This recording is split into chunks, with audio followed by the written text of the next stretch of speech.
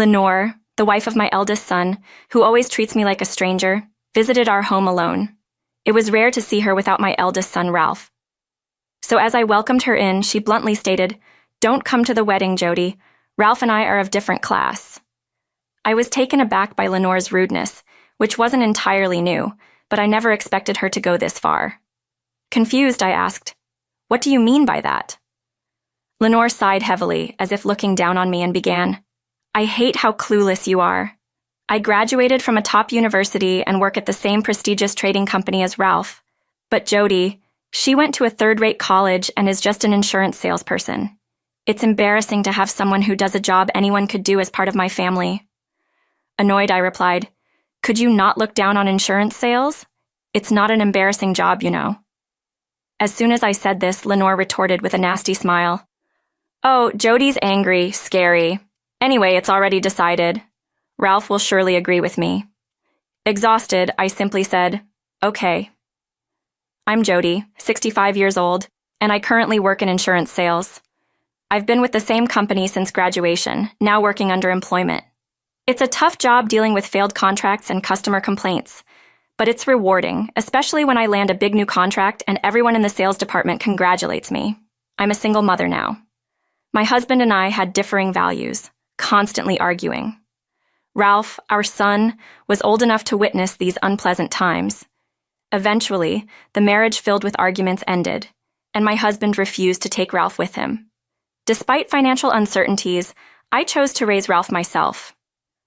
Balancing work and parenting, especially through his rebellious phase, was challenging, but I managed. "The hard-working Ralph I want to marry, and I'd like you to meet her," Ralph told me. It was Lenore, a colleague he grew close to at work. Today was the day Ralph would bring Lenore over. Though Ralph and I lived together, he went out to pick up Lenore. The doorbell rang, and there they were.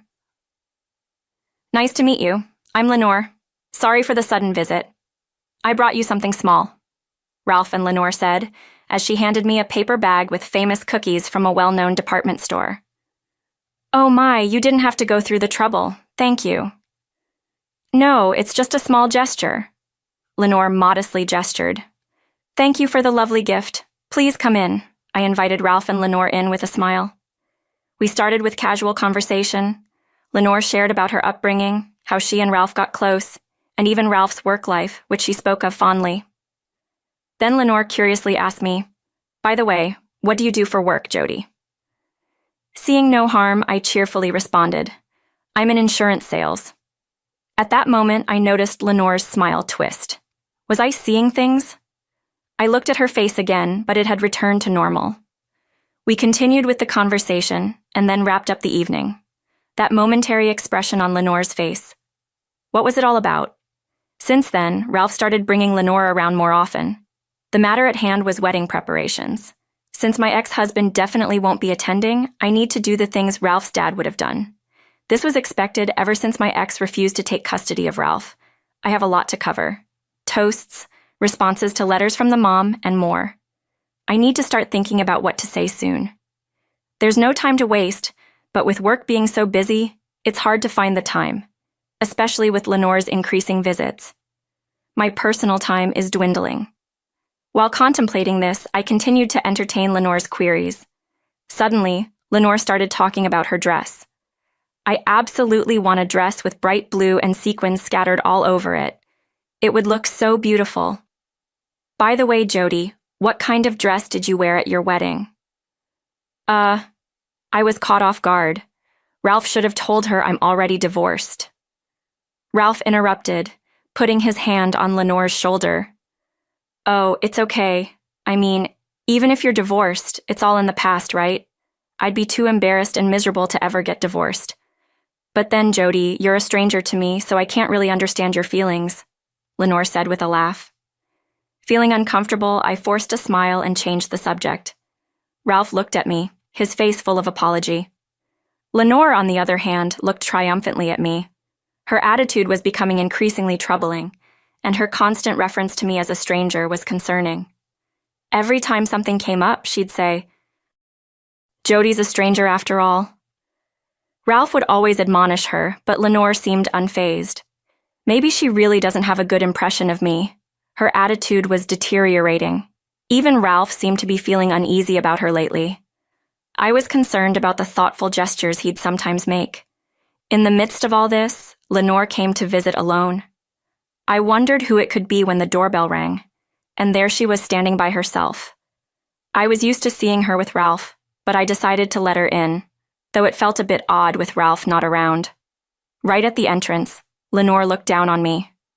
"Jody, our class is different, so please don't come to the wedding," she said. I was taken aback by her abrupt rudeness. "What do you mean?" I asked, frowning.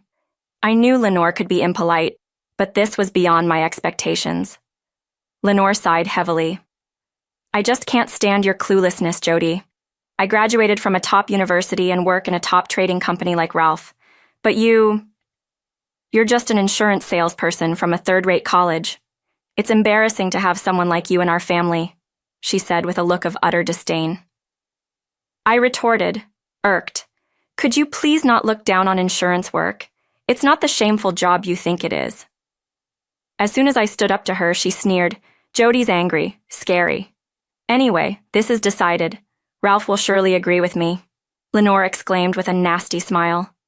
She came here without even discussing it with Ralph. I was astounded by Lenore's lack of planning. The idea that the groom's mom wouldn't attend the wedding was unheard of. Then I realized Lenore had initially been hiding her true self.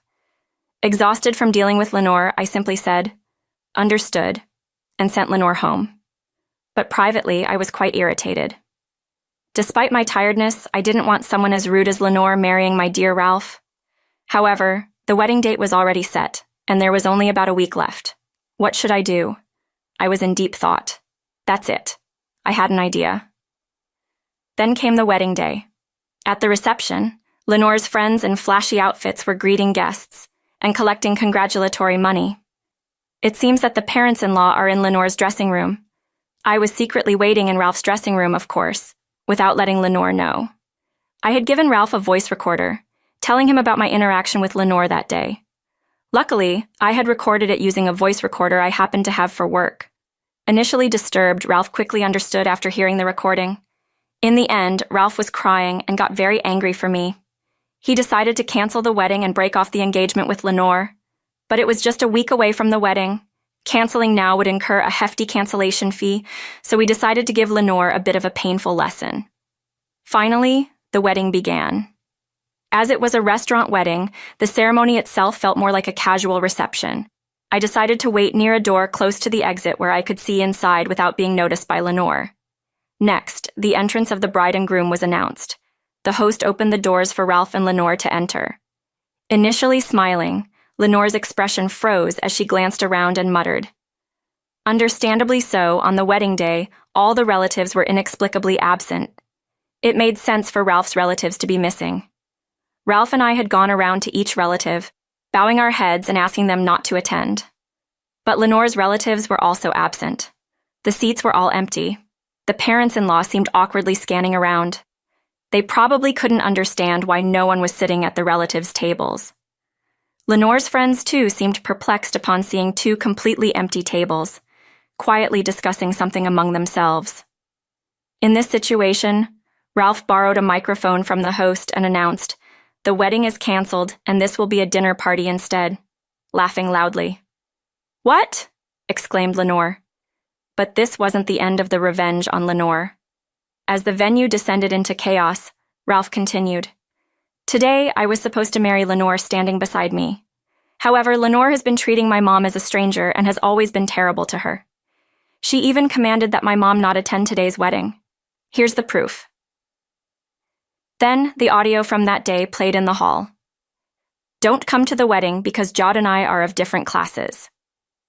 The ugly laughter of Lenore echoed along with her words. Lenore's dad, Hui, and mom, Tiana, seemed to have just learned the reason for my absence from the wedding. They asked Lenora in a shaken voice, "Hey, Lenore, what's this about?"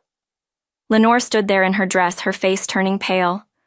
Ralph calmly questioned Lenore, "So, do you understand why this happened?" Lenore, seemingly distraught, yelled in an annoying tone, "How would I know?" The parents-in-law were too overwhelmed by the unfolding truths to respond. Since no one was answering, Ralph spoke up again more energetically. Then let's have this person explain, it's my mom.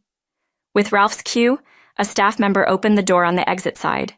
Bathed in the spotlight, I stood before Ralph, Lenore, and the parents-in-law. At that moment, Lenore glared at me furiously. It's all your fault. You ruined my wedding, you worthless old hag from a third-rate university and a third-rate company. Lenore's hair was a mess, partly ruined by the disturbed parents-in-law. The dress was misshapen, ruining the beautiful sequined gown. Lenore, what are you saying? That's Ralph's mom. Huai loudly reprimanded her. Yes, Lenore, that's beyond rude. Tiana, her eyes brimming with tears, was appalled by her daughter's disgraceful behavior.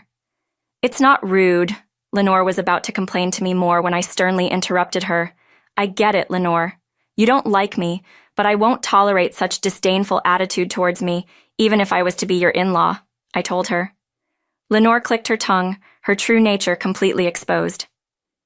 I didn't know you were like this, Ralph muttered, looking disillusioned. Why do you think Leno's relatives aren't here today? I asked. Lenore turned away, indifferent. Yep, unfortunate. Your lack of understanding, Lenore, is really detestable. I casually threw back the line Lenore had said to me that day.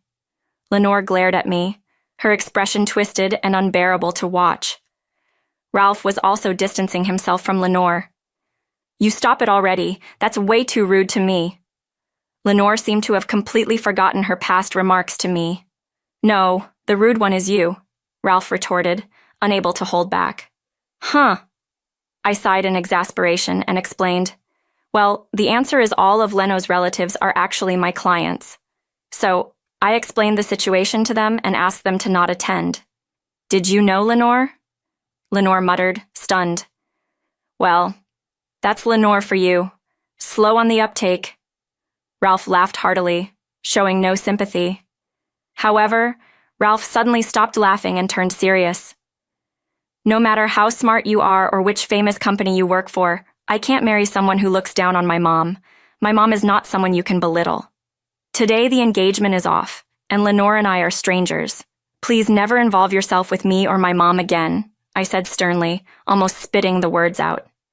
Lenore and the parents-in-law, their faces red, remained silent, heads bowed. Of course, the engagement was broken, the wedding was canceled, and the event soon ended.